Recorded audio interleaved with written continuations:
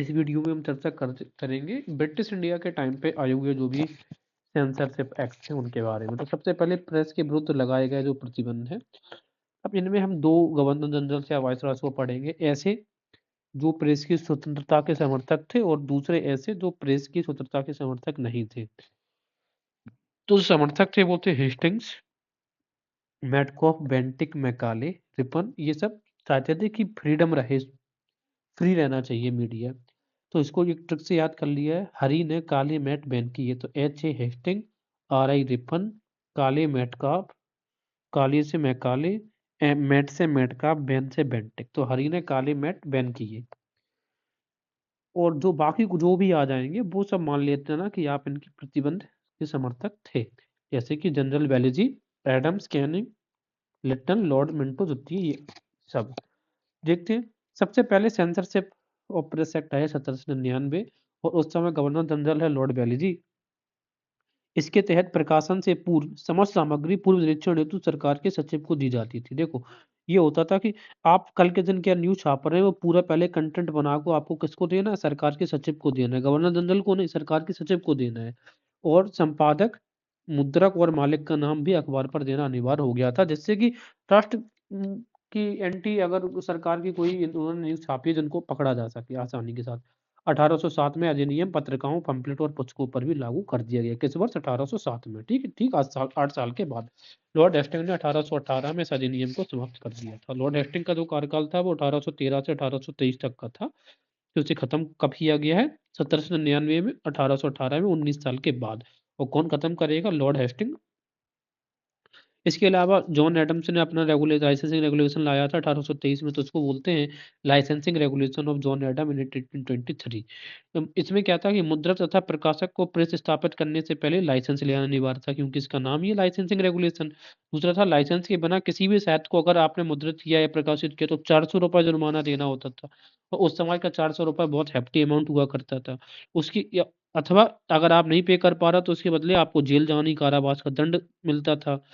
Magistrate के को भी बिना लाइसेंस वाले मुद्रालयों को जब्त करने का अधिकार दे दिया गया था। किसको अधिकार था? मजिस्ट्रेट को था। अब जनरली यहाँ पर ऑप्शंस में दे सकते हैं गवर्नर जनरल को अधिकार था, नहीं, मजिस्ट्रेट को अधिकार था ये। तीसरा इसका जो एडम्स का लाइसेंसिंग रेगुलेशन एक्ट का प्राविधान है वो है, गवर्नर जनरल को अधिकार था कि भाई किसी लाइसेंस को रद्द कर दे अथवा नया प्रार्थना पत्र दोबारा से मांग सकता है। अब 1822 में क्या हुआ था? मिरासुल अखबार की स्थापना, मतलब राजा राम मोहन राय का न्यूज़पेपर निकला था मिरासुल अखबार। तो जो लाइसेंसिंग एक्ट आया 1823 का, इसके ठीक 1 साल के बाद जो आया था उसमें ये मिरासुल अखबार न्यूज़ बंद करना पड़ा। बर्किंघम को भी इंग्लैंड निर्वासित कर दिया गया। तो थे ना, तो जो बर्टोल्ड बर्किंघम थे उनको भी बोलने नहीं दिया गया। तो बर्किंघम को भी कहाँ पे निर्वासित कर दिया गया था? 1823 लाइसेंसिंग एक्ट के आधार पर। चार्ल्स मेडकॉफ के समय प्रेस का विकास कैसे हुआ? चार्ल्स मेडकॉफ को बेंटिक के बाद ये कार्यवाहक गवर्नर जनरल बने थे। भारतीय समाचार पत्रों का मुक्तिदाता कहा जाता है, यानी कि समर्थक थे इंडियन मीडिया फ्रीडम के।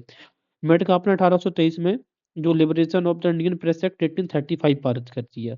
1823 का जो लाइसेंसिंग एक्ट लाया था जॉन एडम, उसको खत्म किया किसने किया है? मेडकॉफ ने 1835 में, the liberation of Indian press act. इसी वजह से इनको कहा जाता है भारतीय समाचार पत्रों का मुक्तिदाता। इसके अंतर्गत मुद्रकों व प्रकाशकों को केवल प्रकाशन के स्थान की सूचना देनी पड़ती थी। आप कहाँ से पत्र प्रकाशित कर रहे हैं, सिर्फ इसकी स्थापना देनी है, ना संपादक का नाम लिखना है और ना कुछ। 1857 में लाइसेंसिंग एक्ट पुनः लागू किया गया। देखो, लाइसेंसिंग एक्ट 1823 में आया, दोबारा से कब आया? 1857 में। अब 1857 में क्यों आया हो गया? क्योंकि उस समय न्यूज़पेपर जारी हो रहे थे। 1857 को रिवोल्ट था, जिससे कि युद्ध और ज्यादा भड़क ना जाए, इस वजह से। और उस समय कौन था? लॉर्ड कैनिंग था, गवर्नर जनरल। 1867 में पंजीकरण अधिनियम, registration of the press act, ये 11th आया। इसी को बोलते हैं press and registration of books act, PRB 1867 11। तो कब पीआरबी एक्ट कब आया? 1867 में 11। इसके अलावा वर्नाकुलर प्रेस एक्ट। अब जो वर्नाकुलर प्रेस एक्ट है ये 1878 में लॉर्ड लिटन के टाइम पे पारित किया गया था। इसके 9वें एक्ट के द्वारा, कौन सा एक्ट? इसके 9वें एक्ट के द्वारा भारतीय भाषा के समाचार पत्र को बंधन पत्र यानी कि बॉन्ड पेपर पर हस्ताक्षर करने होते थे कि वे सरकार के विरोधी कोई सामग्री नहीं छापेंगे। ऐसा उनको बॉन्ड बनना पड़ता था हर एक न्यूज़पेपर को। इस अधिनियम को मुंह बंद करने वाला यानी कि गैगिंग एक्ट भी कहा जाता है। पायनियर अखबार ने इस अधिनियम का पूर्ण रूप से समर्थन किया था। और पायनियर जो अखबार ये जॉर्ज एलन के द्वारा निकाला जाता था। जॉर्ज एलन के द्वारा, ये कहाँ से, इलाहाबाद में, और ये सरकार का समर्थन करने वाला न्यूज़पेपर था। वर्नाकुलर प्रेस एक्ट सोम प्रकाश समाचार पत्र पर लागू हुआ एवं ढाका प्रकाश, किन-किन समाचार पत्रों पर लागू हुआ ये वर्नाकुलर प्रेस एक्ट? सोम प्रकाश, जो किशोर चंद्र विद्यासागर का था, साथ में ढाका प्रकाश, फिर सोम प्रकाश, ढाका प्रकाश, सहचर और भारत मेहर पर इन पर कार्रवाई हुई। और जो अमृत बाजार पत्रिका थी, ये रातों रात इसी एक्ट के से बचने के लिए पहले ये बंगाली में अपने आप को प्रकाशित करते थे, और अब ये रातों रात में ही इंग्लिश में होने लग गई थी अमृत बाजार पत्रिका। इसके अलावा क्या था, इसके अंतर्गत जिला दंड न्यायालय को स्थानीय सरकार की आज्ञा से किसी भारतीय भाषा के समाचार पत्र को आज्ञा देने का अधिकार दिया गया कि वे बॉन्ड पर हस्ताक्षर करें कि सरकार के विरुद्ध कोई लेख नहीं छापेंगे। इसमें जिला दंड नायक का निर्णय अंतिम होता था। इसमें ऑप्शन दे सकता है कि क्या इसमें गवर्नर जनरल का निर्णय अंतिम होता था, तो आंसर होगा नहीं। इसमें जो जिला दंड नायक होता था, मजिस्ट्रेट, उसका निर्णय अंतिम होता था। वर्नाकुलर प्रेस एक्ट को लॉर्ड रिपन ने 1882 में खत्म किया था। लाया लिटन था, हटाया रिपन ने था। 1904 में ऑफिशियल सीक्रेट्स एक्ट भी पारित हुआ था 1904 में, और इस समय तो कौन था वायसरॉय, कौन, बंगाल विभाजन के टाइम पे जो था वही इस समय रहेगा। अब एक बार चर्चा हम थोड़ा यहाँ करके भी देख लें। वर्नाकुलर प्रेस एक्ट को सेलेस्टियल सैंडल कहा है, यानी कि वज्र के समान कहा है किसने, सुरेंद्रनाथ बैनर्जी ने।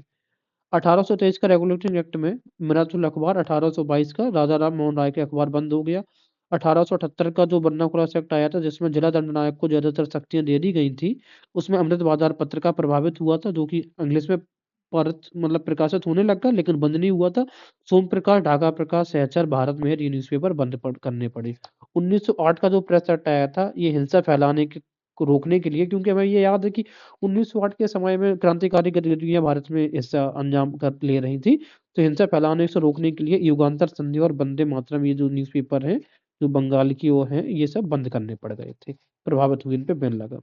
बात करते हैं 1908 का प्रेस एक्ट का। इसमें 8 में लॉर्ड मिंटो द्वितीय के समय में ये पारित हुआ था। किस लिए? क्योंकि उस समय हमें पता है 1908 का वो टाइम है जब बंगाल में और फिर पंजाब के जो क्रांतिकारी है वो बहुत अधिक सरकार की नाक में दम करके रखा है। तो इस ये 1908 के प्रेस एक्ट में युगांतर, संध्या और वंदे मातरम अखबार प्रभावित होते हैं।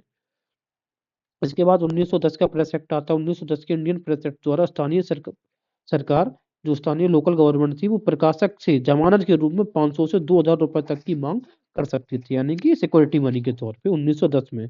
सप्रू समिति 1921 में आई। समाचार पत्रों के कानून की समीक्षा करने के लिए सरकार ने तेज बहादुर सप्रू जो थे, उनकी सत्ता में एक प्रेस कमेटी की नियुक्ति करी थी।